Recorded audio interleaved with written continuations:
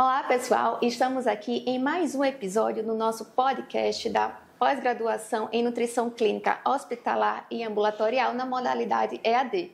E hoje eu tenho aqui comigo a professora mestre Jaqueline Fernandes e iremos falar de um tema que é a área dela, né? Ela é bem suspeita para falar sobre esse tema e hoje ela vai trazer o que é que nós temos de novidades aí no âmbito da nutrição, no cuidado, né, do paciente oncológico. Bem-vinda, professora Jaqueline, obrigada por estar aqui conosco mais uma vez. E aí eu já começo, né, falando aí sobre as estimativas do número de pessoas acometidas pelo câncer. As estimativas apontam que o câncer ele é responsável, né, como a segunda principal causa de morte no mundo e em países de baixa e média renda ele representa 70% dessas mortes. E aí eu queria que você trouxesse para nós quais são as atuais discussões no âmbito da abordagem nutricional com o paciente oncológico, né, e qual é o impacto, né, no estado nutricional desse paciente. Professora Patrícia, muito obrigada, né, por estar aqui para a gente discutir e trazer as novidades na parte de nutrição, tanto da oncologia como de cuidado paliativo. Em relação ao impacto do estado nutricional no paciente oncológico, a gente tem muitos pacientes com câncer já com a desnutrição instalada.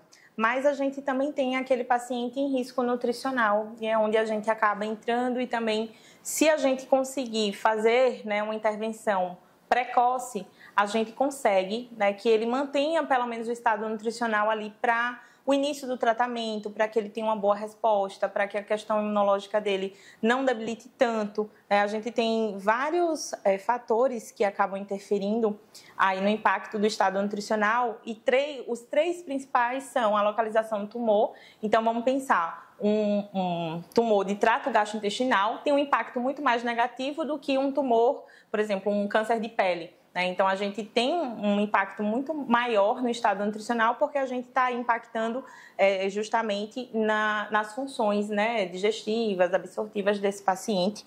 E também, além da localização do tumor, a gente tem um estadiamento do tumor. Então, descobrir o câncer no início faz total diferença do que quando o câncer já está no estágio mais avançado, sim, quando já tem metástase. Então, a gente tem aí um metabolismo já muito, né, alterado. O paciente catabolizando muito, perdendo muito peso, perdendo muita massa magra. E também, além da localização do tumor e do estadiamento, a gente tem um tipo de tratamento a que esse paciente vai ser submetido, que pode ser químio, pode ser rádio, pode ser a cirurgia, pode ser a iodo, né, terapia, a gente pode ter imunoterapia. Então, a gente tem o transplante medula óssea, a gente tem vários tipos de tratamento. E a depender do conjunto que se use de tratamento, porque às vezes não é um tratamento apenas isolado, cada caso é um caso, a gente tem diferente impacto no estado nutricional. E dentro disso, né, já puxando esse gancho da questão da perda de massa magra, a gente muitas vezes vê muita confusão e é algo que se traz muito em discussões atuais.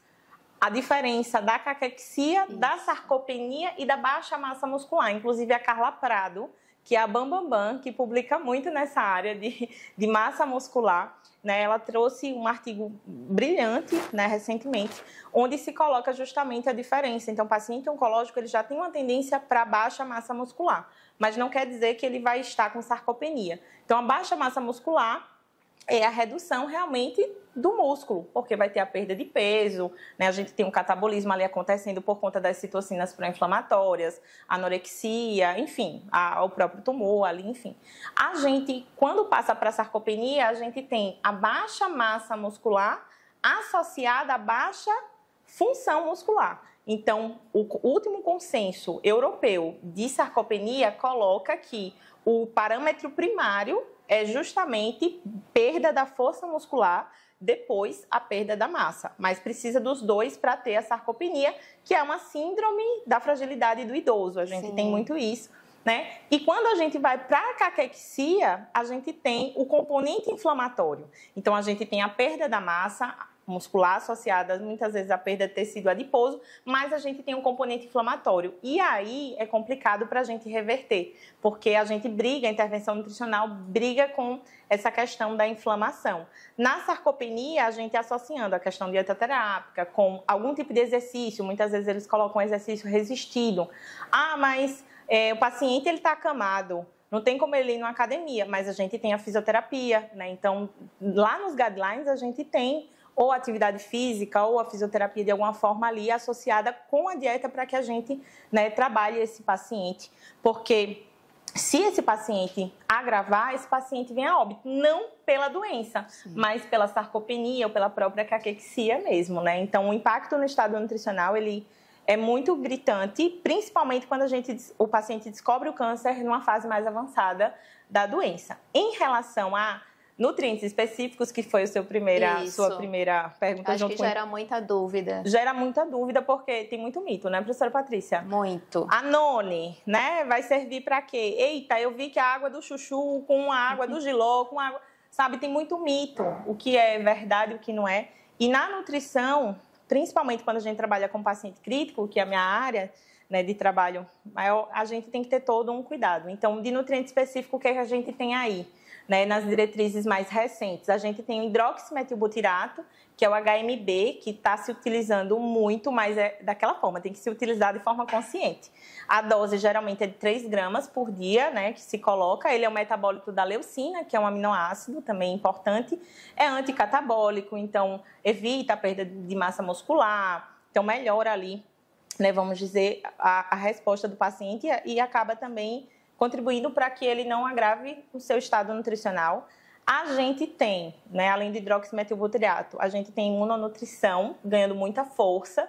A gente já tem suplementos, inclusive no Instituto do Câncer do Estado de São Paulo, né, quando eu fiz minha especialização lá, eu pude ver na prática também a aplicação da imunonutrição, tanto para o paciente no pré-operatório, né, no pré-operatório, como paciente que ia para quimio e para rádio para evitar a toxicidade, porque tem uma toxicidade muito grande.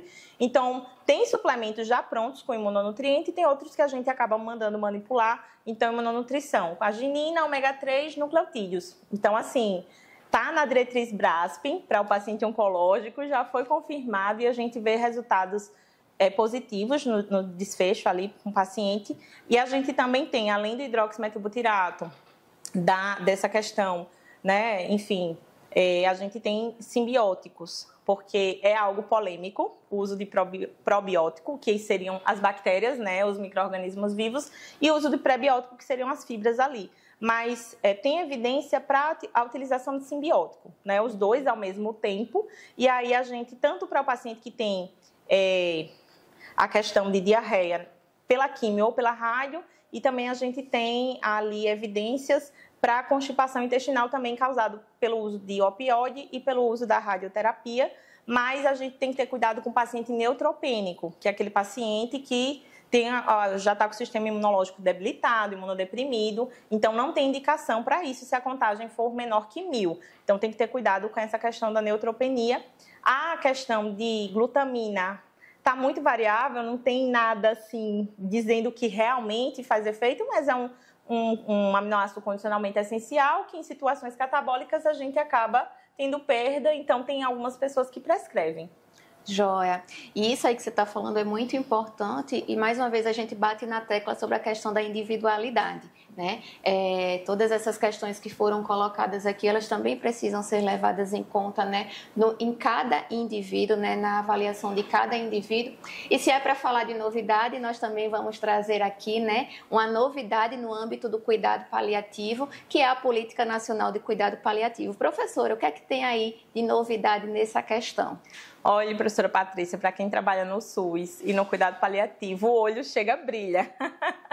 Né? É uma área que eu sou apaixonada e a gente estava esperando aí já há muito tempo essa política nacional que foi publicada agora, né, nesse ano, e traz com ela um reforço do cuidado paliativo no âmbito do SUS. Eu vejo também muitos nutricionistas querendo se especializar na área e já parabenizo vocês pela pós ter tido esse olhar, porque eu vejo muitas pós-graduações em nutrição clínica, ambulatorial, hospitalar, trabalhando muito a parte da oncologia, até botando 2 módulos para o câncer e não pontuando, não colocando ali, não dando ênfase ao cuidado paliativo, que é tão importante quanto, porque a gente pega esse paciente muitas vezes já numa fase mais avançada, onde o cuidado paliativo é muito importante e o nutricionista precisa estar preparado para atuar, porque não é só o paciente, é o paciente e a família. Então, a Política Nacional do Cuidado Paliativo vem para reforçar a necessidade, né, de educar os profissionais para trabalhar, não só nutricionista, mas a equipe multi, né, que a gente trabalha na equipe multi, e vamos dizer assim, criar, implantar serviços realmente de cuidado paliativo. Então, Nutris, né, daqui a pouco, com a política, a gente vai ter aí, principalmente nos hospitais, clínicas, tendo espaço para atuação no cuidado paliativo. Então, equipe exclusiva de cuidado paliativo. É isso que ela vem dizendo. A gente precisa trabalhar com as pessoas em cuidado paliativo no âmbito do SUS.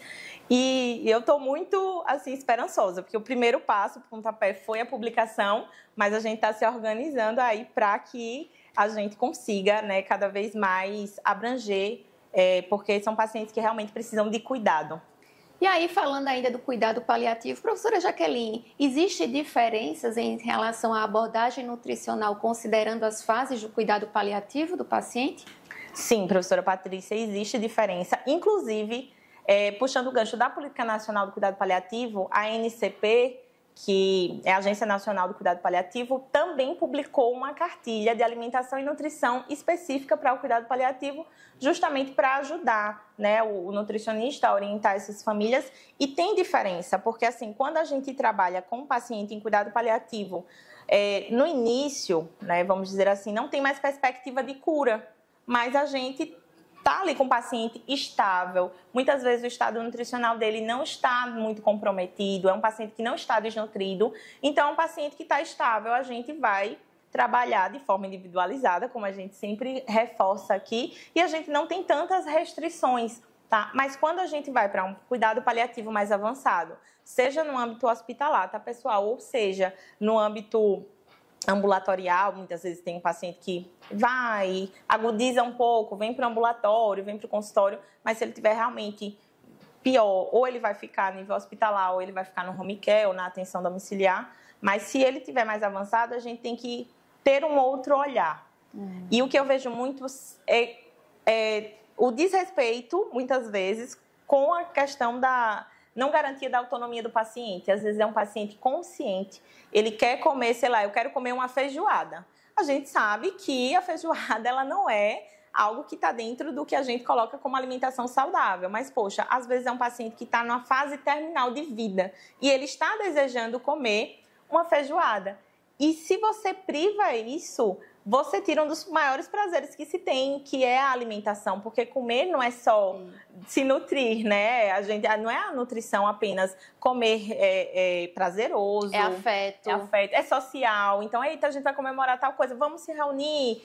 Ou então, eita, todo domingo eu ia para casa dos meus avós comer tal coisa. Então, a alimentação, ela é muito abrangente. Então, se o paciente tiver com sonda, que muitas vezes esse paciente fica com sonda, ele já se priva muito na terapia nutricional, porque ele vê os outros comendo e ele está se nutrindo, mas ele não está mastigando, ele não está sentindo gosto. Então, isso já machuca o paciente. Quando ele não tem consciência, é diferente. Mas quando ele está consciente, é doloroso. E a gente precisa ter esse olhar. E em relação a essa questão de liberações, até mesmo dentro do hospital, para criança, por exemplo, a gente já libera sorvete, a gente já liberou, já libera lasanha, libera até paciente aí para o cinema, que não tem tanta condição para comer uma pipoca, porque a gente tem que ter esse olhar, que a alimentação significa muito para aquele paciente. E um dos objetivos do cuidado nutricional, no paliativo, principalmente na fase final de vida, é confortar. É confortar, não é recuperar o estado nutricional. Muitas vezes que a gente coloca no nosso plano de cuidado nutricional, né? É recuperar o estado nutricional, então melhorar o estado nutricional ou melhorar ou favorecer o ganho de peso. Quando o paciente está na fase final de vida, a gente tem que confortar. E geralmente não é só a gente, é uma equipe, né, junto. Então a gente vai discutir que não é prioridade se vou dar algo saudável para o paciente. A gente não vai acelerar a morte dele, jamais, né? A gente vai ter cuidado com o que a gente oferta. Mas privar o paciente do desejo dele é complicado. E a gente briga muito com família. Eu brigo muito com familiar no serviço, porque eles não respeitam o desejo do paciente. E não, mas ele vai piorar. Piorar como? Ele já está na fase final de vida. E já vi muitas pessoas chorando na beira de caixão porque não deixaram o paciente e o seu familiar comer o que eles queriam. é muito forte isso, né? Acaba sendo muito forte. Então, a gente tem diferenças das fases do cuidado paliativo, a gente precisa entender isso, né? No módulo a gente trabalha essas fases e tudo, e a gente, enquanto nutricionista, tem que realmente deixar um pouquinho de lado a nutrição, o nutrir, o querer nutrir, e a gente olhar o outro com empatia, a gente se colocar no lugar do outro, a gente abraçá-lo como profissional de saúde.